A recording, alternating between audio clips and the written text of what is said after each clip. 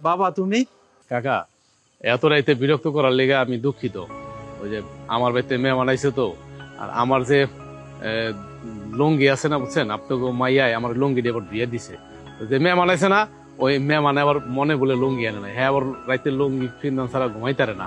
তাহলে আপনি যদি আপনার লুঙ্গিটা একটু দিতেন, তাহলে আমি আবার কালকে সকালে ধুইয়া টুইয়া আপনার আবার দিয়ে দিতাম। একটু একটা লুঙ্গি আমার একটু দেন না। আচ্ছা ঠিক আছে, তুমি থাকো, আমি নিয়ে আইতেছি।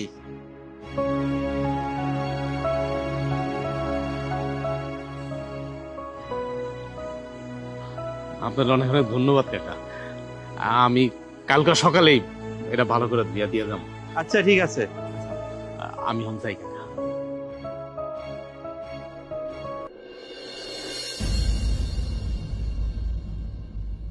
এতক্ষণ লাগে?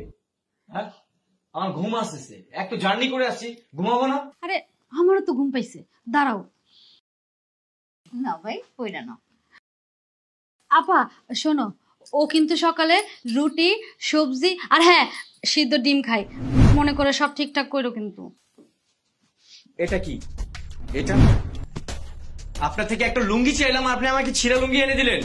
হ্যাঁ, ছি ছি ছি, তুমি কোন বাড়িতে নিয়ে আসলা? হ্যাঁ, একটা লুঙ্গি দেয় না ভালোভাবে? আমার না আর এক মুহূর্ত এখানে থাকতে ইচ্ছে করছে না। দেখছস তোর পজিশন কি আর আমার পজিশন কি, এই কারণে আমি তোর বাড়িতে আসতে চাই না।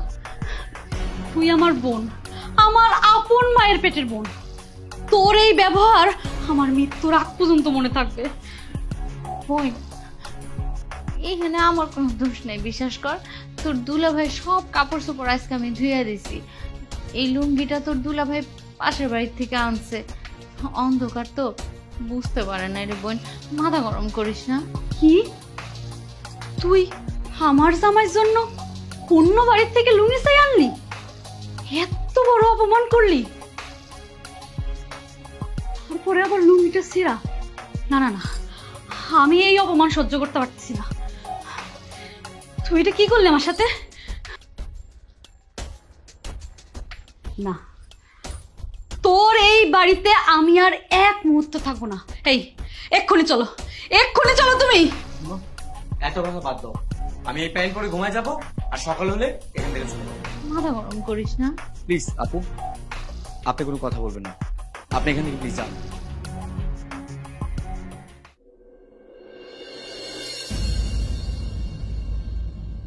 আব্বা, কই যেতেছো তুমি? চা খেতে যাই একটু। তা তুই কই গেছিলি?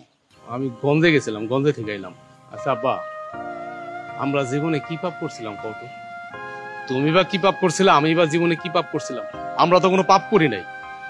তুমি জানো আব্বা, আমি গঞ্জে গ্রামে কোনো জায়গায় মুখ দেখাই দাঁড়ি না। আমার নিজের কাছে খুব খারাপ লাগে, কারণ ঘরের মধ্যে তো শান্তি নাই। সংসারে যদি শান্তি না থাকে আব্বা, কোনো কিছু ভাল লাগে? তুমি কও কোনো কিছু ভাল লাগে আব্বা? মার কথা রাখতে গিয়া এমন বউ ঘরে এনে দিলা তুমি, এখন আমার ঘরেও শান্তি নেই, বাইরেও শান্তি নেই। জানো আব্বা, ওই যে রহিমিয়ার পোলা করিম, ও বিয়া করছে, আয়া কত সুন্দর সুন্দর কথা কয়, রাজু ভাই আমার বইটা আনছে, আমার বইটা আনছে, আমার কথা আদর করে। আমার আবার জিগায়, ভাবি আপনার আদর করে না? আমি একটা মিষ্টি আসি দিয়া কই, আরে তোমার বউর থেকে আমার বউ অনেক আদর করে। কিন্তু ভিতরটা ফাইটা যায়, আমার তো ভিতরটা ফাইটা যায়। আমি তো জানি আমার বউ আমার লোকে কেমন করে। আমি যতটুকু জানি, বিয়ের পরে মায়া গো বাচ্চা কাছে হলে এমনি চেঞ্জ হয়ে যায়, পুরুষ পোলারও চেঞ্জ হয়ে যায়।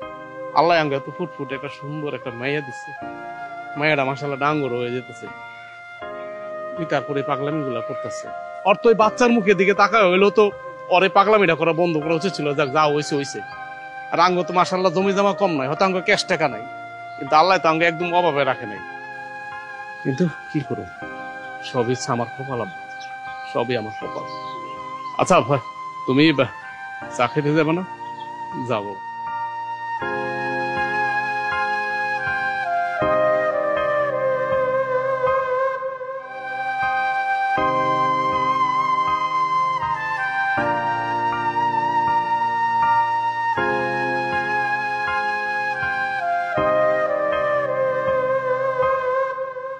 বৌমা, আপনি দেখতেছেন না আমি ঘুমাইতেছি? আমার খিদে লাগছে, খাইতে দিবা না? সমস্যা কি আপনার? একটা ঘুমের মানুষের কাছে আইসা খাওন চাইতেছেন? আমি আজকে রাঁধতে পারবো না, আমার শরীরটা একদম ভালো না। যাই নিজে রাইন্দা খান, নাহলে আপনার পোলা আসার অপেক্ষা করেন, আপনার পোলা এসে আপনার রাইন্দা খাওয়াই। তুমি এটা কি করলা বৌমা? আমি আমার পোলাকে রাঁধতে পারি? কেন আপনার পোলার হাত কি লুলা? হ্যাঁ, একদিন আপনার পোলার রাইন্দা খাওয়াইলে কি এমন সমস্যা হয়ে যাইব? আমি কি এই বাড়ির বান্দি যে সবসময় আমার রাইন্দা খাওয়াইতে হইব? আমার শরীর খারাপ, আমি পারবো না। আচ্ছা বৌমা, তুমি যেদিন থেকে আমার বয়তে বউ হয়ে আসছো সেদিন থেকে আমার পোলারে জ্বালাতন করতেছো। আমরা তোমার কি ক্ষতি করছি? আপনি কি ক্ষতি করছেন জানেন না? আপনি ক্ষতি করছেন এরকম একটা পোলা জন্ম দিয়া, আর আপনার পোলা আমার ক্ষতি করছে। আমি যারে এত কথা আমি আপনার কইতে পারবো না। আপনি আমার সামনে থেকে যান তো, যান। বৌমা, তুমি একটু মেয়ে মানুষ, আল্লাহর দিকে তাকিয়ে ঠান্ডা হোক মা। শুনেন, আমারে আল্লাহ খোদা চিনাইতে আসেন না। আমার আপনার কথা শুনলেও মেজাজটা খারাপ হয়। আপনারা কইছি তো আমি আজকে আনতে পারবো না, মানে পারবো না। এই যে এতগুলা কথা শুনাইলাম, আপনার কি লজ্জা নাই আব্বা? হ্যাঁ, লজ্জা শরম যদি একটু থাইকা থাকে তাহলে এক করে এখান থেকে চইলা যান।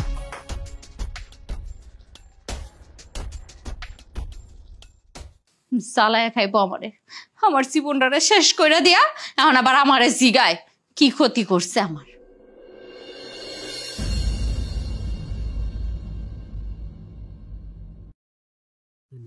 ইস, হাঁটতে হাঁটতে পা ব্যথা করতেছে। আর কত দূর? আরে ওই যে দেখতেছো না গ্রামটা, ওই গ্রামে আমরা যাবো। আচ্ছা, আমরা কাজে অফিসে যাবো না? আরে এখন রাত কয়টা বাজে? এত রাতে কি কাজে অফিস খোলা থাকে? শোনো, আমরা ওই আমার এক আত্মীয় বাড়িতে যাইতেছি, কালকে সকালে কাজে অফিসে যাবো। ঠিক আছে, চলো চলো চলো। কই যাস তুই? হ্যাঁ, তোর নামে অনেকগুলা মামলা আছে, তোর অনেকদিন যাবত ধরার চেষ্টা করছিস কিন্তু পারতাছি না। আর আজকে তুমি পলাইতেছো না, চল থানায় চল, তারপরে তুই বুঝবি।